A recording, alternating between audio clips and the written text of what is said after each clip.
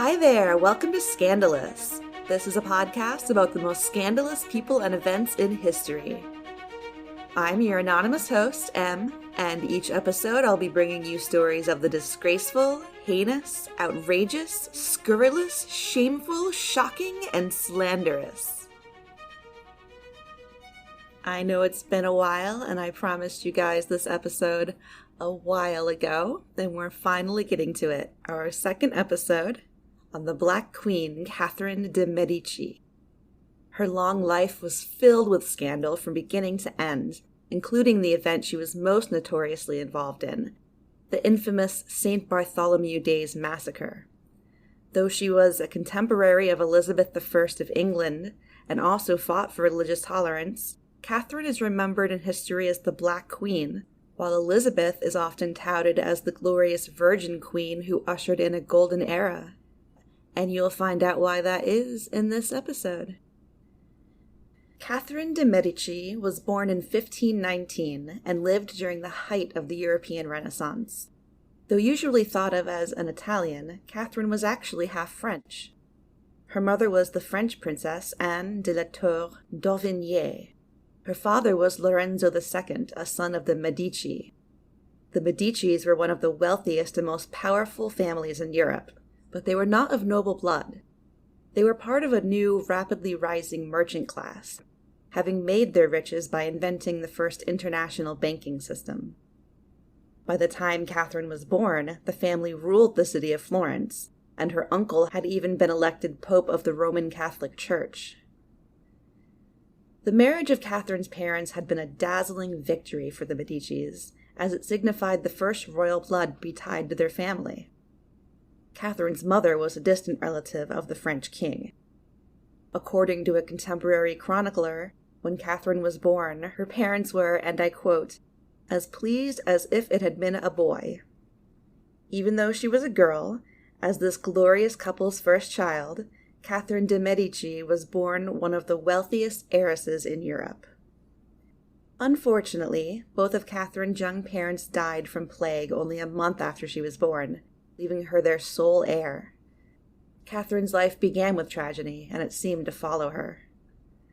After being passed around to different Medici relatives, she eventually found a home with her aunt, Clarice de Medici, who raised and educated the young girl. The next tragic blow came when Catherine was only 8 years old. The Medici family fell very hard and suddenly from power. See, Italian politics were never what one would call stable.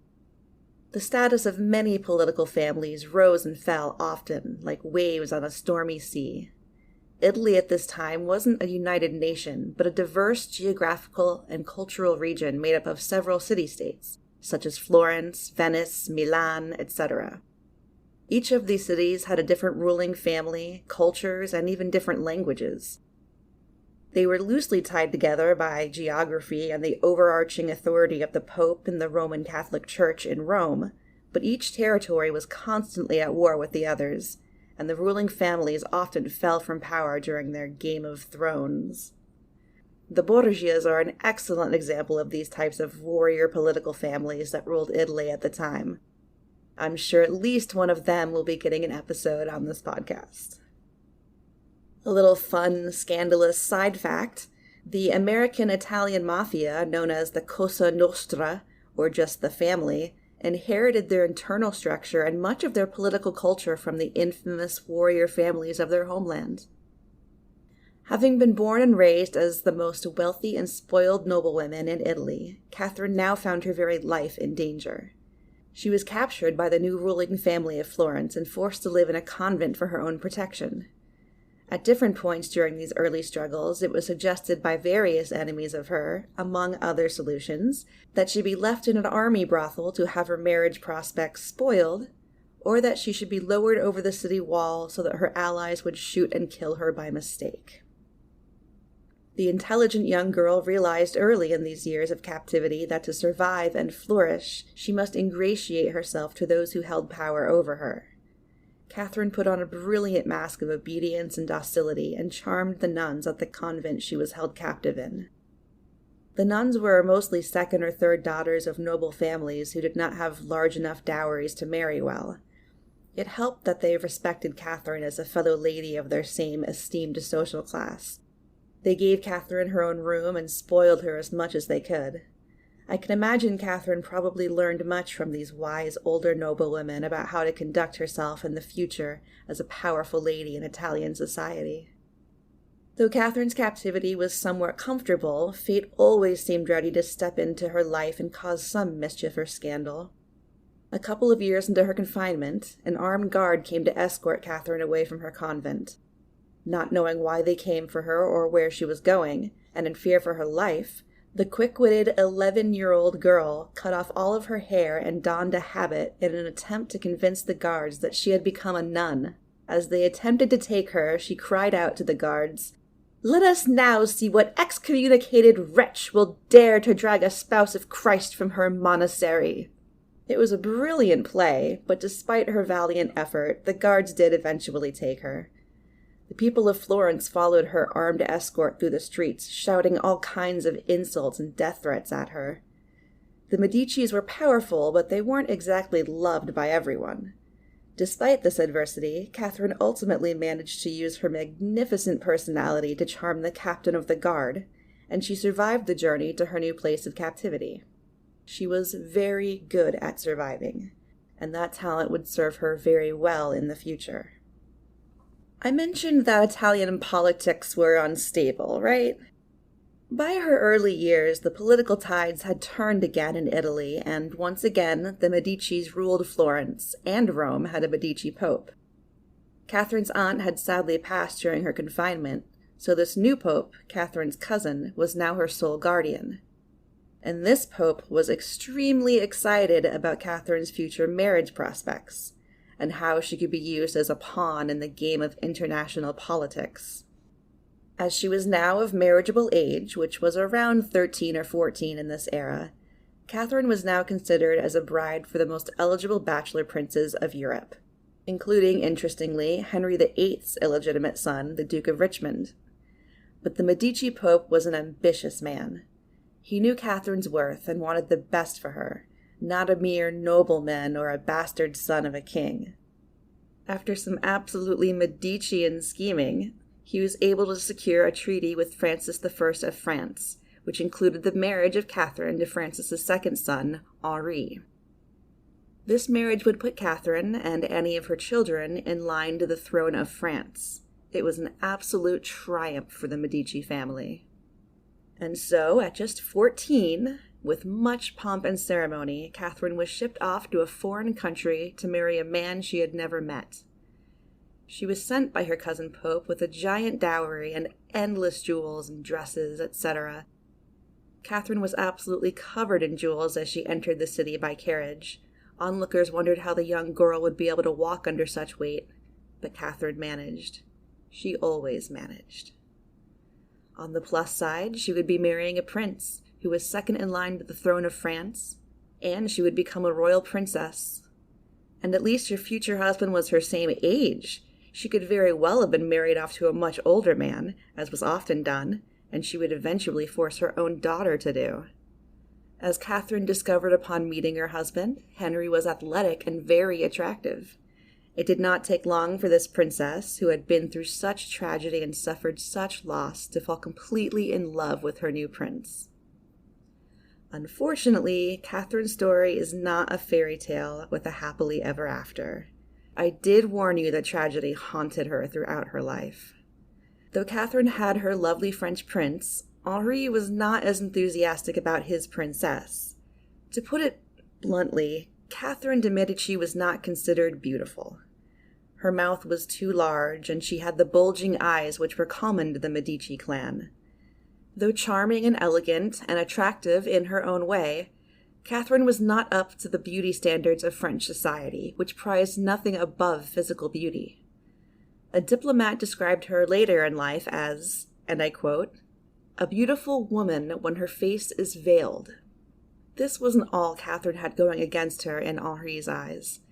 Though she was rich and half French, Catherine was considered a foreigner from a much reviled enemy territory. The French also considered the purity of her noble French blood to have been corrupted by the merchant Medicis. This was incredibly unfortunate for Catherine, as the French were about as obsessed with rank and lineage as they were with physical beauty. Catherine's cousin had married her off to a people who were predisposed to dislike her. Henri, as it turns out, was not thrilled to be married off to a woman he considered unattractive and beneath him. I'm just going to say it now and get it out of the way. Henri was kind of a dick. But he had a reason to be. Just like Catherine, Henri had a turbulent childhood, to say the least. His father, Francis I, had been captured in a battle with Spain. He traded his 2 eldest sons, who were only young boys at the time, as hostages in return for his freedom. Francis had no intention of honoring the original terms of the agreement, and it took years to finally negotiate the boys' release. They were left by their father to rot in solitary confinement in a Spanish dungeon.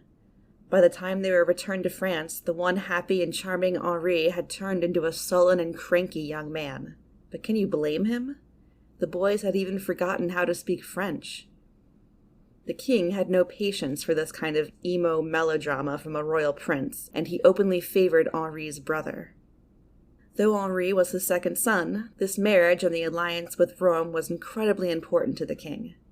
So important, in fact, that Francis refused to leave the bedchamber the night of the marriage, so he could personally witness the bedding.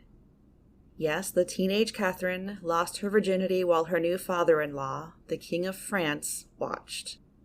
Francis, pleased with what he saw, reportedly said later that each had shown valor in the joust.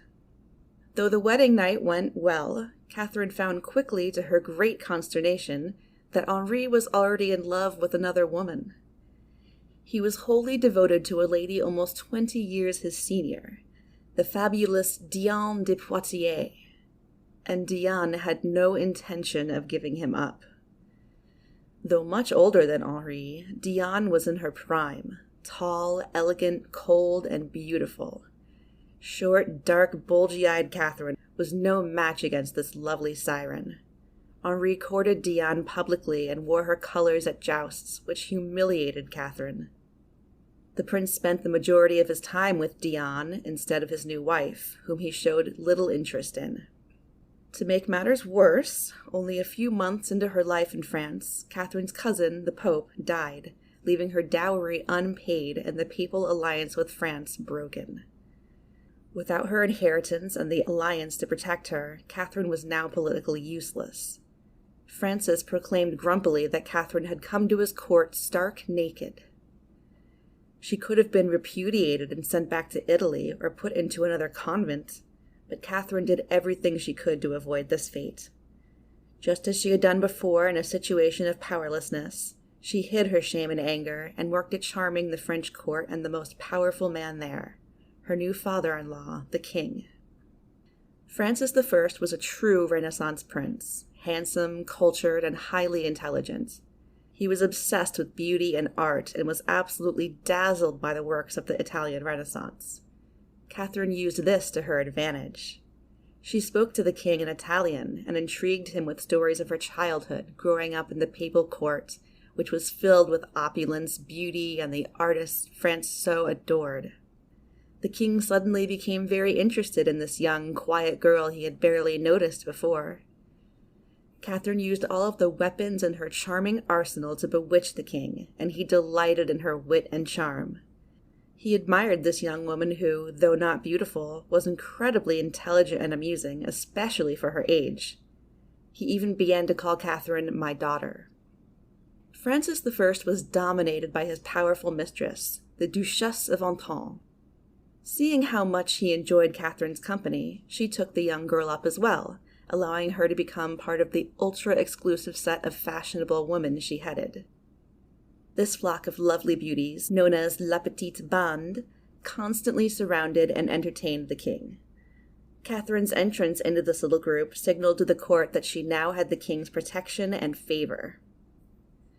Though Catherine regained some of her dwindling status with this brilliant coup, her husband was not so pleased with her. Catherine had yet to give him a child, and Henri's favorite, Diane, was rivals with the king's mistress. Any enemy of Diane's was an enemy of Henri's, and he did not appreciate his wife being so friendly with an enemy. Catherine was caught between the two rival powers, a position she would become stuck in repeatedly for the rest of her life. Catherine's inability to conceive became a real problem for her when Henri's elder brother died suddenly, leaving Henri and Catherine as the new heirs to the French throne. This meant that Catherine would someday be queen, and would be responsible for birthing the next king of France. All eyes fell on her expectantly.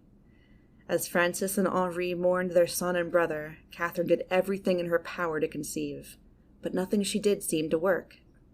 Finally, convinced she was doing something wrong, Catherine reportedly decided to spy on Henri and his mistress to see what they did in bed. She had a small hole cut in her floorboard so she could peer downstairs into the bedroom occupied by her husband and his lover. She didn't see much, as their lovemaking brought her to tears of jealousy, but she saw enough to know that it was nothing she was doing wrong. Henri subsequently impregnated one of his mistresses and publicly acknowledged the child, which humiliated Catherine only further. Henri's friends soon began to suggest to him that perhaps he should rid himself of his barren, poor, useless Italian wife. Catherine, now in perilous danger of losing her position, fell on the mercy of the king, quite literally. She knew Francis loved her and would not be able to repudiate her in person. In tears, she went on her knees before Francis, telling him that she understood that the marriage must be annulled. She begged only that she would be allowed to remain in France to serve whichever great lady would replace her, instead of being sent to a convent. Francis, who was never able to stand to see a woman cry, which Catherine knew, was defeated.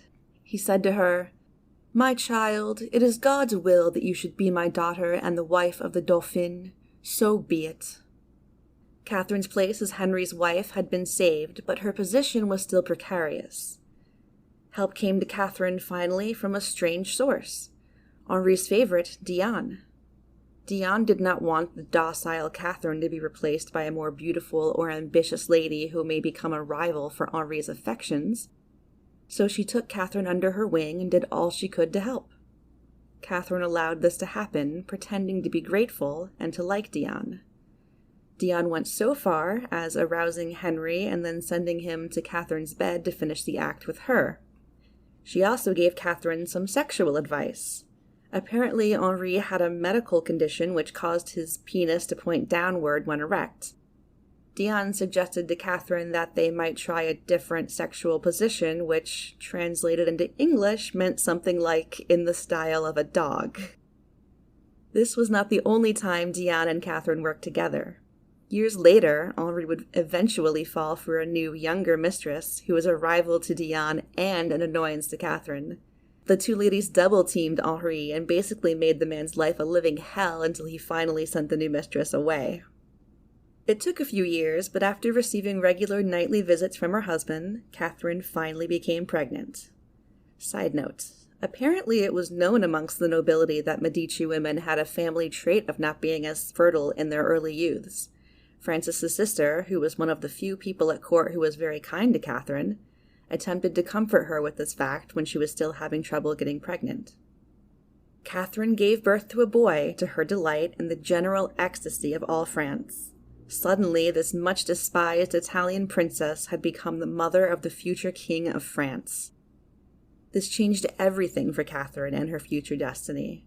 She had finally fulfilled her purpose as a royal princess, and Francis I showered her with honors and gifts. The child was named Francis after his glorious grandfather, which pleased the king greatly. Though her position was now heightened and secured, the birth of a son had not done much to alter Henri's love for his favorite, Diane. Once Henri had become heir to the throne, Diane had finally allowed Henri to become her lover. Henceforth, Henri dressed only in Diane's colors and created a monogram with their initials entwined, which he plastered on every surface imaginable. Catherine found, to her great displeasure, that Diane wouldn't only usurp her role as wife, but also as mother. Diane had experience raising the children she'd had with her late husband, so Henri put her in charge of the royal nursery. Diane would be the one responsible for raising all of Catherine's children, and would make every decision about their welfare. Catherine had very little to do with any of her children's upbringing. She rarely saw them, which may be why she never seemed to have formed an intimate motherly bond with any of them. Catherine had secured her place at the French court just in time. In 1547, her only protector in France, Francis I, died at the age of 52. This left 28-year-old Henri and Catherine as the new rulers. Catherine, an overlooked, scorned, merchant-blooded Italian, through some trick of fate, had become the new Queen of France. As with every happiness in her life, though, this success was also tinged with tragedy. Catherine was queen, but only in name. Henri let all of France know quite publicly that he considered Diane to be his true consort. He elevated Diane to the rank of duchess and showered her with gifts, including the first pick of the royal jewels. Henri also gave Diane the most coveted chateau in the kingdom instead of giving it to his wife, whom Francis had promised it to. If someone sent a gift to Catherine, they knew they must also offer something even more lovely to Diane. The Pope even gave Diane a gorgeous necklace of pearls. She was given the legal right to sell high offices and to keep the revenues from these sales, which made her a rich and very powerful woman. Catherine didn't even get to choose her eldest son's fiancé. Diane had brokered a deal in which the young prince would marry into the powerful Guise family, whom Diane was allied with. They were so close, in fact, that the young Guise children were brought up with the royal children. The Guise clan was headed by two ambitious brothers, François, the Duke of Guise, and Claude, who would soon become the Cardinal of Lorraine. Catherine hated the Guises, who had been part of the group lobbying Henry to annul his marriage with her. They proposed one of their own daughters as a replacement for Catherine. The Guises successfully engaged Catherine's son to their niece, the beautiful Mary Stuart, Queen of Scots. Mary arrived at the French court in 1547 when she was only 5 years old and grew up with the royal children. As she grew older, she followed the rest of the court in openly disrespecting Catherine, reportedly saying that her mother-in-law was the daughter of merchants. She also made fun of the Queen's Italian accent. Catherine bore all of this graciously, as she did every other slight, but she never forgot it. Mary eventually married Francis in 1558, to the delight of all France. After 2 decades of being sidelined by her husband, Catherine may have felt that her status as an overlooked and disregarded queen would last the rest of her life, but this was not to be the case. In 1559, only a year after their first son's marriage, Henri decided to hold a joust to celebrate a new treaty he had signed. Catherine reportedly had terrible dreams the night before the joust in which she saw her husband covered in blood. Despite Catherine's desperate pleas with Henri not to ride that day, her 40-year-old husband jousted 3 times. On the 3rd round, the king forgot to put his helmet on and took a lance to the eye. More like, in the eye. It was not a pretty sight, pardon the pun. Catherine had reportedly summoned the infamous diviner Nostradamus to court in 1556 after reading his latest published predictions, particularly the one which read, "The young lion will overcome the older one. On the field of combat in a single battle, he will pierce his eyes through a golden cage. 2 wounds made 1, then he dies a cruel death." Catherine's association with Nostradamus, her purported visions, and her dabbling in the occult are partially to blame for her subsequent reputation as the Black Queen. Though he survived the initial injury, the king's wound became infected, and only 10 days after the infamous joust, Henri II was dead. The king is dead. Long live the king. Catherine completely broke down, being apparently inconsolable over her husband's death. Despite how badly Henri had treated her, Catherine had always loved him. His death broke her heart, and she would only wear black for the rest of her life as a sign of her endless mourning for him.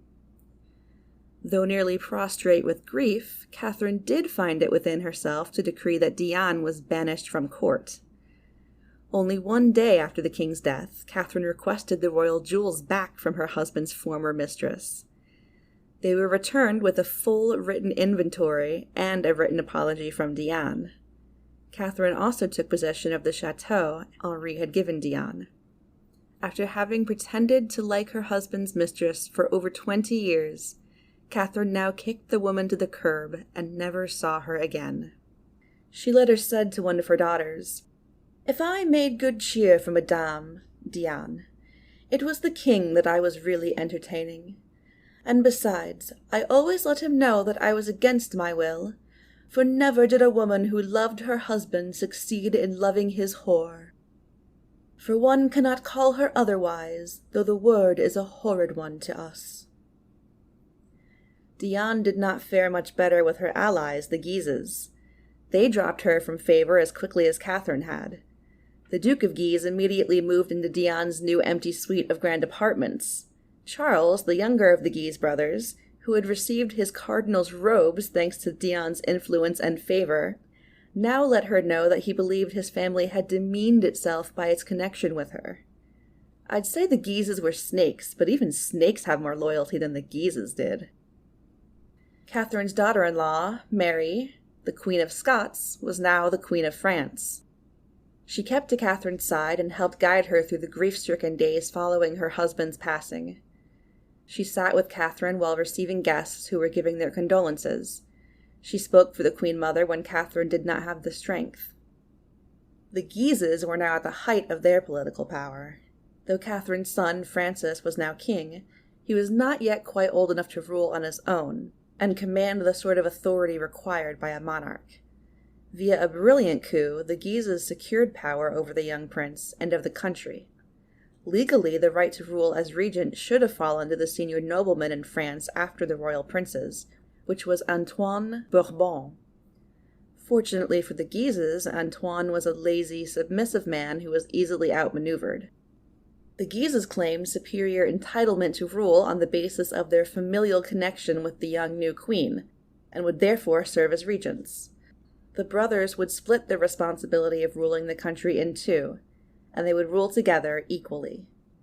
Catherine, still stunned by her loss, watched as her most hated rivals took possession of her son and the country. She could have attempted to intervene, but she let it happen because she was betting that they would not last long in power. France had many financial and political problems at this time that Catherine knew could only be solved through the sort of cutbacks and harsh governing that would ultimately make the Guises hated by the people. Their bid for ultimate power would hopefully be their downfall. So, to understand the rest of the story, I have to give you a mini history of the Protestant Reformation and the Wars of Religion.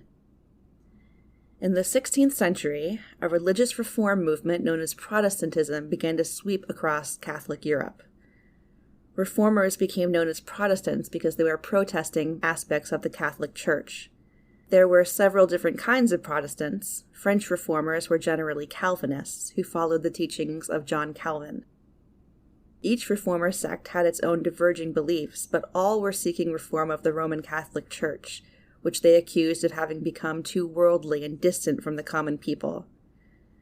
By this time period, many powerful European kingdoms had officially converted to Protestantism, including England and the German territories.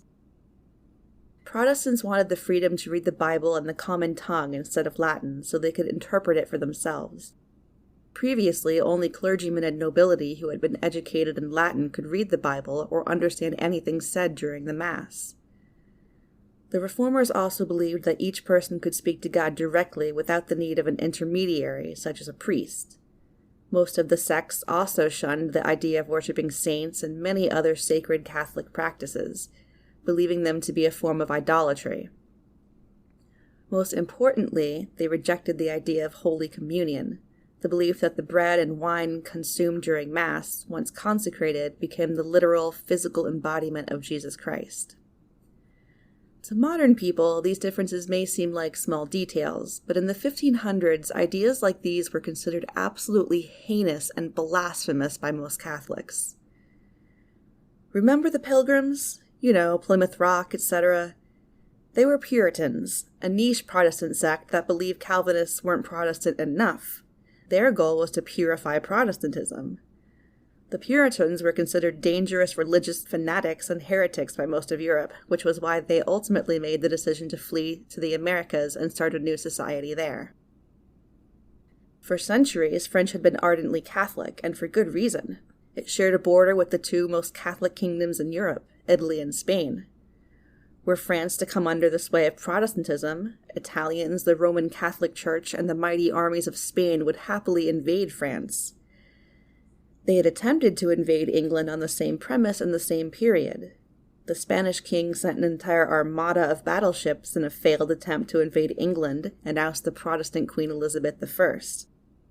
Elizabeth and her ancestors had only been able to successfully convert the majority of her populace to Protestantism because there was such a distance between England and the hub of Catholic power. France acted as a sort of buffer zone between the two. Though the majority of France remained Catholic, by the 1550s, reformer ideas had become popular among some of the populace of France, including the nobility. Having gained control of the country, the Guises found it nearly bankrupt, so they enacted severe austerity measures in an attempt to gain income, just as Catherine had predicted. This did not exactly ingratiate them with the people of France. Their habit of burning religious reformers did nothing to enhance their reputations. Protestant religious reformers were in open rebellion against the Guises, whom they accused of taking power of the country illegally. Technically, they were right. Antoine de Bourbon's wife, Jeanne d'Albret, was the leader of the reformer community in France, and so the reformers obviously supported Antoine's claim to power over the Guises. In 1560, some of the French reformers, under the leadership of Antoine de Bourbon's younger brother, made a disorganized attempt at a coup. The plan was to kidnap the king and arrest the Guise brothers.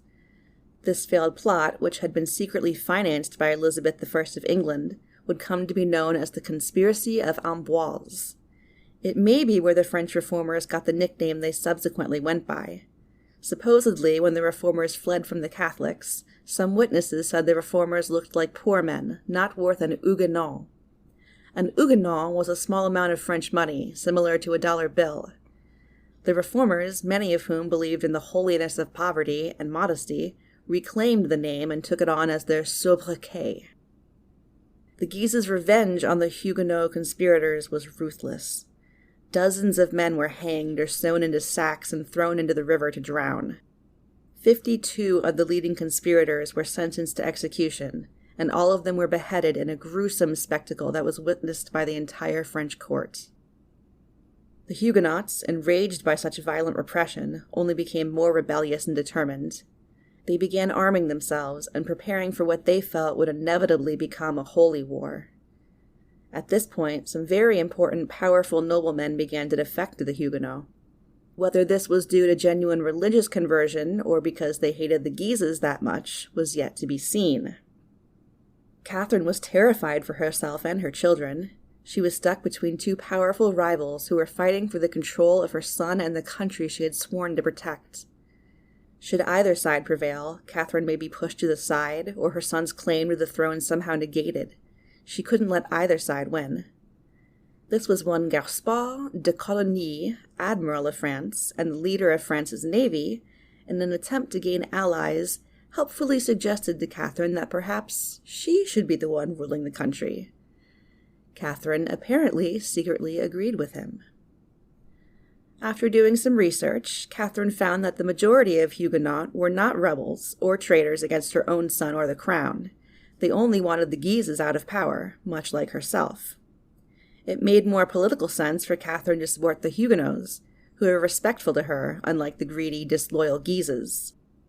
And so she listened when the Huguenot royal chancellor, Michel de l'Hôpital, convinced Catherine that the best course of action was to make peace between the two belief systems via a meeting of a general council, which would discuss and mediate the religious dispute. Catherine used all of her guile to innocently suggest and then convince the Guises to agree to the idea. A preliminary assembly was scheduled which would formally introduce the idea of calling a national conclave to discuss the religious tensions. During the assembly, everyone officially agreed to attend the conclave. Both sides also agreed that until the conclave happened, there would be peace. Any rebellion or violence inflicted by either side would be considered treason against the king. Catherine breathed a sigh of relief and felt proud of her success in her first attempt at a political negotiation.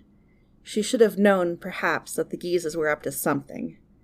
They never gave up easily, nor gave an inch unless they saw a reason to. Catherine was blinded by her pride. She never saw the trap the Guises had laid. See, the Guises knew something Catherine and the Huguenots did not. Their spies had found out about another conspiratorial plot by the Huguenots that was currently underway. Unlike the Amboise conspiracy, this time they had actual evidence that Antoine and his brother were the leaders of the rebellion. And so, once the conclave met, the Guises dropped their bombshell evidence. Since both sides had agreed that any type of rebellion against the crown was illegal, Antoine and the Prince of Condé were summoned to court to answer to the charges.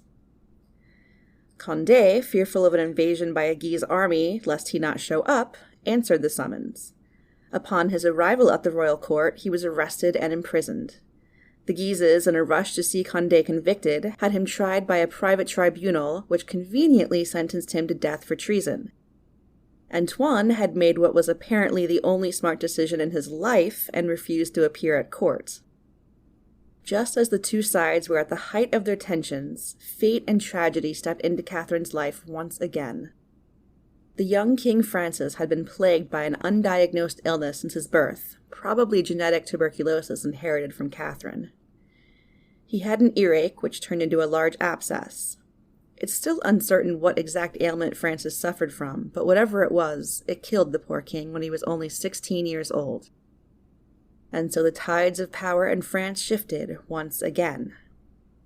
I mentioned previously that though Catherine loved them, she had not grown close with her children as they grew up.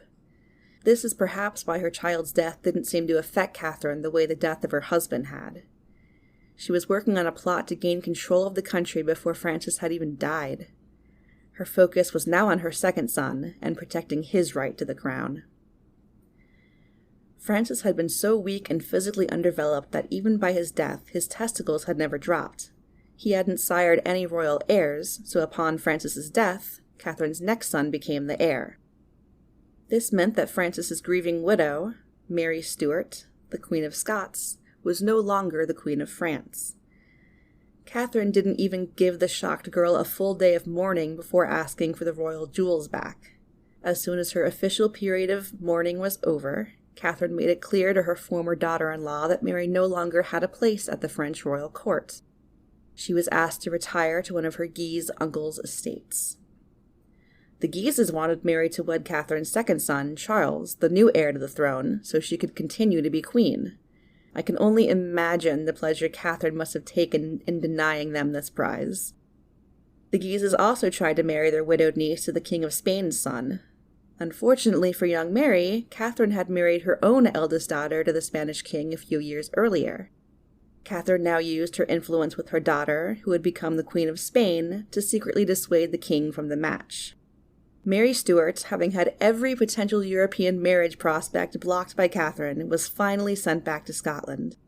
Mary had taken Catherine's pretense of docility and friendliness at face value, and she had completely misjudged and underestimated Catherine, as most people had. But Catherine never forgot a slight nor forgave it. Mary never was to know that Catherine, working behind the scenes, had been the cause of this final misfortune. Catherine's second son, Charles, was now the new King of France.